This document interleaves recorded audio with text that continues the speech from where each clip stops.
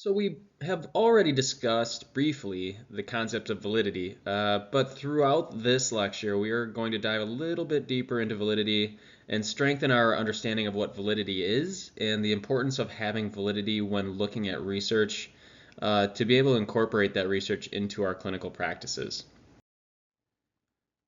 So we already talked about a little bit about the differences between internal and external validity. Your book does a great job at describing and distinguishing between these two, so I won't spend a ton of time going over these again, but just to briefly go through them, internal validity, again, is what goes on inside of our study or is internal to the study. Okay, so we're essentially asking, was the research done correctly, right? Were the correct methodologies used? Was sampling of the subjects done correctly? Okay. Um, External validity is what is going on outside of the study, external to the study. What happens with the findings of this study, and can those findings be generalized to other areas of research or to a larger, more broad population? Uh, if we repeat that study process, can the same results be found in other labs? Can they be found in and or can they be generalized to everyday settings or different groups of people? Okay, so that is internal and external validity in a nutshell, really. So we also talked about threats to validity. There are threats to both internal and external validity, and we're going to get into those in the coming slides here. So the textbook presents many threats to internal validity, like threats to treatments, procedures, or experiences of the participants. Whatever may threaten the researcher's ability to draw accurate conclusions from the research. Essentially, we're looking at two categories of threats to internal validity. Threats that are associated with the participants and threats that are associated with the measurement.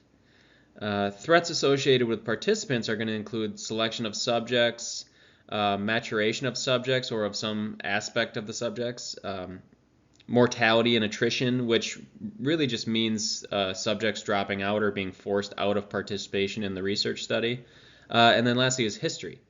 And then threats associated with the measurements include regression, instrumentation, so how and what are we measuring, how are those instruments calibrated, and so on, and testing effect, which has multiple aspects to it that affect internal validity that we will get into here.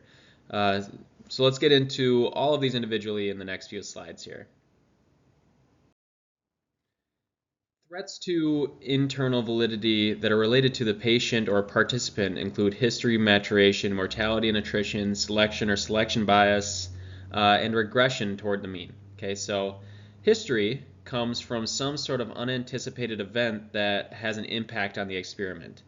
It's not part of the experiment, but it has something occurs outside of the experiment that causes an impact to the experiment. And the history is important to pay attention to because it could affect these other threats, right? It could affect the mortality and or attrition rate of the study, for example. Whatever it is that occurs outside of the study, this impact from the history can change the main outcome or outcomes that are found through the study process. Now, maturation just means that we are looking at changes that occur over time, and one of the biggest complications that occurs when we are looking at research that's occurring over time is the maturation of the subjects included in the study. When we're looking at clinical research that may involve an injury, for example, treatment may appear to have a positive effect on healing, but we also have to understand that time is going to heal that injury also, right? So the amount of healing that is related to time and the amount of healing that's related to the treatment that you're investigating, that's pretty difficult. That's very difficult to distinguish between and determine. Okay, so maturation also means that your patient may change or mature over time. Sure, this might be considered an external event, but if you're studying, let's say, pre-adolescent athletes, and some of them are going through puberty, even though the subjects might be the same age, the levels of maturity are different among the study participants, right? Some of them may be going through puberty, some may have already finished going through puberty, some of them may not have even started going through the process of puberty yet. all of that is going to cause some measurement error, and these changes are occurring naturally in our patients or our subjects, but it is heavily impacting the measurements we are receiving in our study, and are going to create issues with our internal validity. Okay, so these changes are occurring naturally in our subjects, but they are not something that we can control.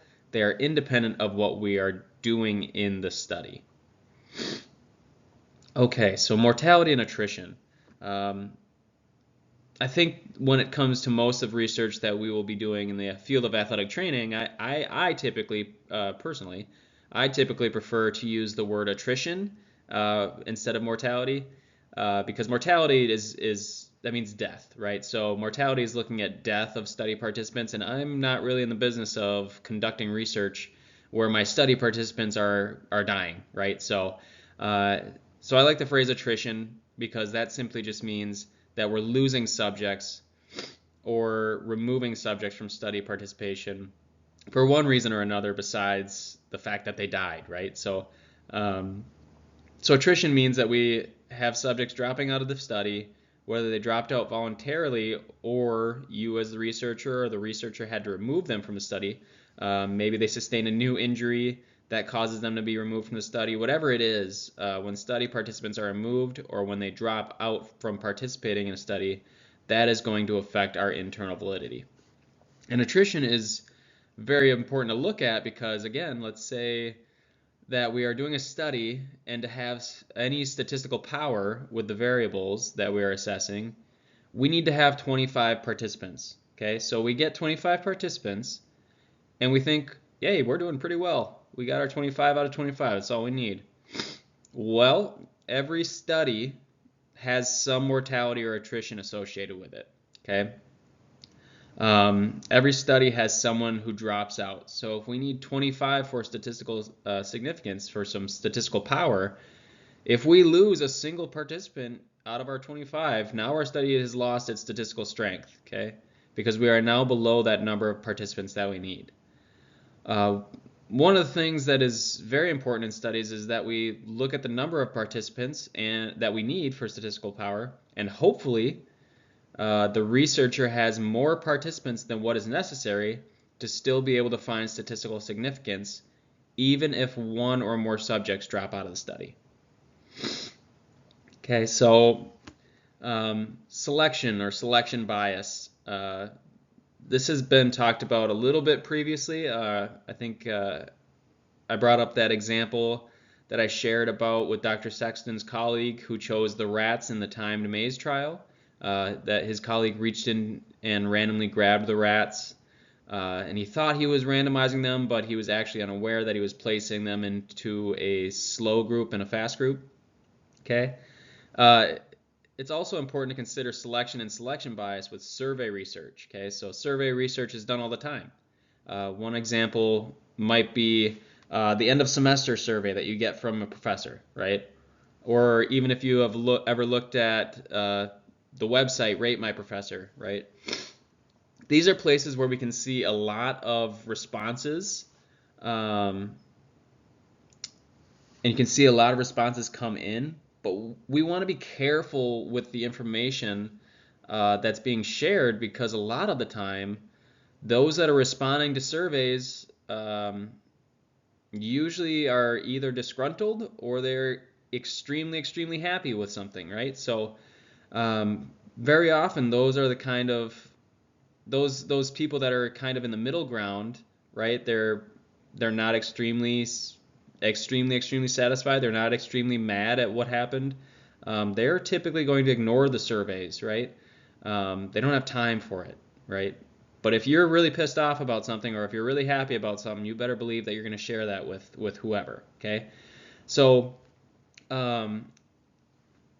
most of our data, most of the results that we get in surveys, we're going to see at the two extremes. Even though most of our actual data, the real data that if every single person took the survey, we would find that nice bell curve, right, with most of that data in the middle between those two extremes. In surveys, a lot of times we see the extremes, right? We see the people that are really mad about something or they're really happy about something because the people in the middle tend to ignore the surveys, okay? They just didn't respond to the surveys, so their responses aren't measured. Okay, political surveys are notorious for this, right? Every time that I get a phone call to take a political survey, I pretty much hang up and move on with my happy little life. But those that stick around to answer the questions are usually those that find that they're in agreement or that they like the political party or the candidate that they're being asked questions about. So they'll stick around to answer the questions a little bit more frequently than those that don't like that political party or that political candidate or associate themselves with that party or that candidate. So that's your selection bias right there, right? Either the researcher is selecting the subjects in a biased way, or the subjects may be selecting themselves in some sort of biased way. So those are a couple of examples of selection bias and survey research. So the last one here is regression towards the mean. So regression towards the mean is a very real and interesting concept. In clinical research, regression towards the mean is very important. Okay, so what regression toward the mean says is that we have scores that are outliers, right? And we have people within the group that we have measured that for one reason or another, typically because there is some sort of instability or variability in the measure that we are using, and we end up with a very extreme group, okay? Or we have subjects with extreme symptoms that vary a great deal from the mean, okay? And as we continue to measure these subjects, the subjects who are far away from the mean will naturally regress back towards the mean, especially if there is instability or variability of the measurement system or device that we are using, okay? And they're going to regress back towards that mean. So just by doing that, that will look like there might be an effect on the measurement on the dependent variable from the independent variable. And it very often causes clinical research to show a statistical effect when there actually is none. So these are some threats to internal validity that are related to the participant. So make sure you know these, be aware of these when you are looking at research. The threats to internal validity related to the procedures being used include testing, instrumentation, and something that is not mentioned in your book but is important to know, which is the Hawthorne effect. Okay? So testing threats come from the participants as they become familiar with the test. There is some sort of learning effect. Okay? When we do a pre-test and then an intervention and then a post-test to see what the effects are, we have to understand that whatever test we are doing, even if it's as simple as a strength test, a subject will develop a specific neurological pattern between the pre-test and that post-test, and the subject will inherently become better at that test. Okay? Again, there is a learning curve or a learning effect associated with the testing. Even without an intervention, the subjects would probably perform better in the post-test or the second trial of the test compared to their first attempt at the test. This is again why it's important to have control groups to be able to see if there's a learning effect that truly is affecting the results of the tests we are performing pre and post intervention. In order to minimize learning effects, we do a number of different things. We do familiarization sessions where we familiarize the subjects with the tests. We might pre-test them after we have had them exercise or after we have had them use whatever we are about to test them on. So basically it could be a pre-test, right? We might be assigning them some sort of randomized order of testing so that we can minimize the effects of that learning curve or that familiarization that they get with the testing protocol. This is very important again because this can have an impact on clinical research, especially clinical research. When we are looking at someone's strength testing, for example, we might want to look to see if one strengthening regimen is better than another. We do pre-tests on both of these strengthening regimens, and then we do post-tests on both. The pre-test can impact the post-test, and that can make it look like both were equal. We could also be concerned with the regimen themselves. So let's say regimen A and regimen B. Maybe regimen A utilized the same machine or exercise that we are using for our pre and post tests, but regimen B didn't. Okay, that is certainly going to have an effect on the post test that we do if those that are doing regimen A are able to practice and use the testing procedure, but those in regimen B are not. Okay, so those that did regimen A are certainly going to look like they are improved way more than those in regimen B, if that's the case. Instrumentation has a number of impacts that come from it as well. We could be talking about the testers, whoever is testing the subjects and whatever instrument that they're using. Those testers have to test the same way every time, the same way at the same time, the same subjects, the same procedure every single time. Okay, if we have multiple testers, then we introduce inter-tester error. Inter-tester error. Okay, if we only have one person doing the testing, but they're doing it differently every single time that they perform the test, we're introducing intra-tester error. Okay, so if we use an instrument to measure, we have to make sure that it is both reliable and valid. So both the instrument and the testers are both reliable and valid. So if we're using the Biodex, for example, and we're doing a pre-test and post-test with a patient to see their levels of strength early after a surgical procedure, and then again several weeks later to see how close they are to being able to return to play, we need to make sure that that equipment is calibrated. If it's not, we might get some strength, some really great strength levels that are measured during the pre-test or that first test, and then we may progress that athlete too quickly, too soon.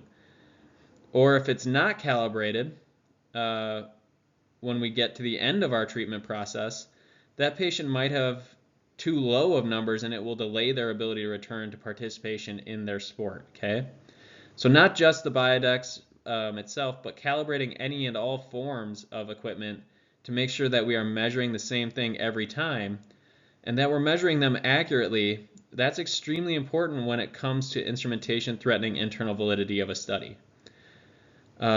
So I'd like to talk about the Hawthorne effect, which again, it's not mentioned in your books, but it's a pretty interesting concept. Some people say it doesn't exist, while others argue that it's a demand effect, and they think that some subjects are subconsciously changing their behaviors to fit what they expect the results of the study to be. So they might change their reaction to a treatment because they are being watched. But the Hawthorne effect is the alteration of behavior by the subjects of a study due to their awareness of being observed. Okay, so if we are, for example, doing a study where we're counting breaths per minute and we're watching the chests of our subjects rise and fall for a period of time to count how many breaths they've taken. If we tell that person, okay, now I'm going to count your breaths for the next minute, they're probably going to change their breathing patterns because they're aware that someone is watching them, and they maybe want to have a low respiration rate because they believe that is what will result in the best score from the study. Okay, so that would be an example of the Hawthorne effect. This is super important for us when we're dealing with clinical research because if a patient knows they're getting the experimental treatment that they make, that may make them change their response to it. Not always in a physical way, but in a subjective way as well. Subjective ways like pain. Pain is a subjective measure, right? If the subject knows they're getting a treatment that they understand is supposed to help reduce their pain, they may subjectively offer lower levels of pain to the researchers when asked about their pain levels. So we'll talk a little bit more about the Hawthorne effect in the next slide here. So we just talked about the Hawthorne effect in the last slide, and we talked about how that Hawthorne effect is a threat to internal validity, but we are also going to discuss here about how it's a threat to external validity as well. Okay, subjects perform differently because they know they're being studied. That's a threat to internal validity. The external validity is then jeopardized because subjects outside of that study might not have the same expectations and might not change their reaction based on that. So again, if you've got a subject within a study that knows they're being observed and they change their responses either knowingly or unknowingly, that can affect the results of the study.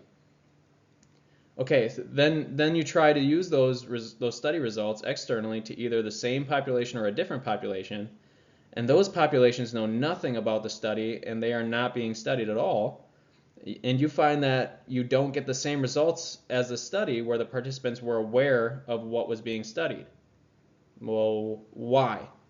Okay, so it's because the Hawthorne effect caused the subjects of the study to have a different response. And those outside of that initial study group don't know that they're being studied, so they don't have that Hawthorne effect. So they don't get the same response. And that is how the Hawthorne effect can affect both the internal validity as well as the external validity of a study. So there are also threats to internal validity related to the treatments that are being administered. I'd like you to think of it this way.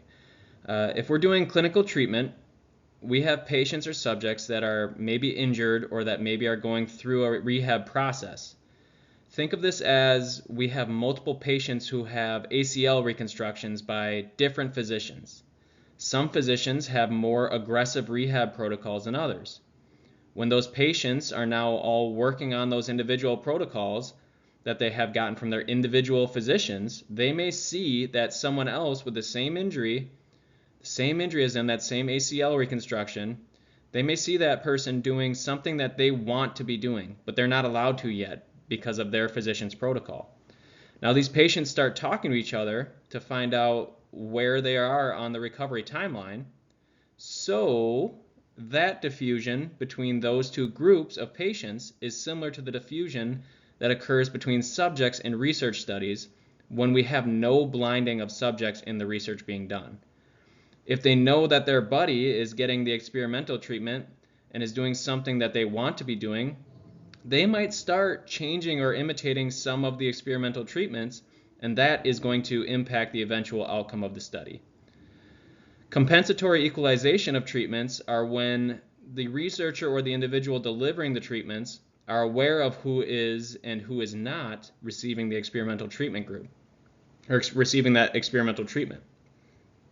And if they are not in the treatment group, they might try to do some things a little extra, or they make something a little different because they have empathy, right? We're clinicians. We want our patients to heal to the same degree and have the best effects. But that affects the outcome of the study as well. They are still not doing the experimental treatment, but they are trying a little extra hard on everything else, and that also is a difference in how the treatments are being delivered between the experimental and those control groups of the study. Right? So they are compensating with the control group to make the outcomes equal, to make sure that all the patients are receiving care that is going to make them feel as good as possible, as soon as possible, and that is going to mitigate the effects, or at least some of the effects, of the research. Compensatory rivalry is when, for example, the subjects in the control group find out they are in the control group and that they are not doing what those in the experimental group are doing, so they are not getting better as quickly or not progressing as fast. So they do something in addition to what they are allowed to do within the study parameters to speed up their healing process, or to make them stronger, or to boost them to the same level that those in the other group are at. Right? So they are compensating with outside treatment or training because they have a rivalry with the other group. They want to get to the same level as the experimental group, so they compensate by adding something additional to their control treatment. Resentful demoralization of respondents is sort of just the opposite of that. Okay, so this is where the control group starts to feel devalued or demoralized. They don't feel as good because they aren't getting the experimental treatment. And if they don't feel as good, we might actually get a nocebo effect, which means they have a worse response than they would have had they not known that they were in the control group. So those are the internal threats to validity related to the treatment administered. Okay, so we have talked about these threats to external validity before, but simply external validity threats occur when someone draws incorrect conclusions or inferences to populations or settings other than what was originally being studied. So this can be the researcher drawing an incorrect conclusion, or even if someone reading the study infers, this is often the case, if someone reading the study infers something from the research and tries to attribute that to some other population or setting other than what was originally being studied. And especially if that was a very narrow subject population. So studying male college basketball players seems like a pretty narrow selection of subjects. But if we took the findings from a study on male college basketball players and tried to infer those results to junior high female golfers, we would have a problem and we would have a threat to external validity. On the other side, if we tried to infer the results of that study to college-age males who played soccer, we might not have as great a threat to external validity because the subject population is similar enough, right? They're both college males who are athletic. It all depends on what is being studied, of course, but that is an example of how we might see this in action. The threats to external validity are really the interactions of treatments and three different things. Okay, so the interaction of treatments and the selection of subjects, interaction of treatments and the setting, and the interaction of treatments and the history. The interaction of treatments and the selection of subjects is if we have a very homogeneous or very like group of subjects, it is very difficult to externally generalize findings to a greater population. It's very difficult to generalize the results from a group of very like individuals to a general population that is most likely very heterogeneous and full of much more diversity. That's one of the most common threats to external validity, if there is any real sort of order to these threats. So probably the next most common would be the interaction between treatment and setting. So taking a group of individuals who in one study were treated in a rehab room in a modern state-of-the-art facility with the best of everything, and they did exercises that helped with their return from, let's say, condition A, and they were able to be rehabilitated in a very short amount of time. Now someone looks at that study and they say, I want my patients to do that. But they say that their patient can't do all of the exercises or treatments in their facility because they lack some of the equipment. So they just have that individual do the exercises somewhere else. But that person expects the same results, even without the state-of-the-art facility or equipment, just because they are using the same list of exercises or treatments. So essentially, is it realistic to expect the same results in different settings? Is it realistic to expect the same results from a treatment plan that was developed in a state-of-the-art facility from doing that same plan as an at-home treatment program? We could also be comparing Power 5 NCAA D1 settings to an NAIA school or a high school setting, right? Can those be compared? And the setting might be the actual physical setting or the settings around that intervention.